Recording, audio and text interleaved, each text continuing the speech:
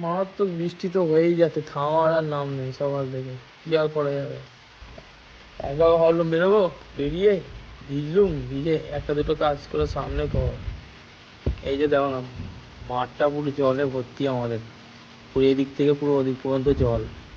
এই যে এখানে ভিজছে রকেট, এখানে বাইক ভিজছে, এই যে পুকুর, জলে জল, চারিদিকেই জল।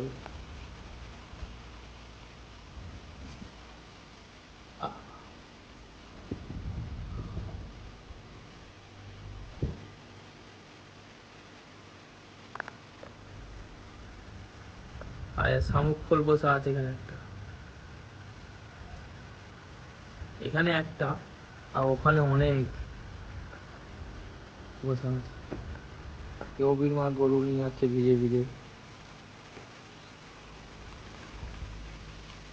গরুটাও ভিজছে।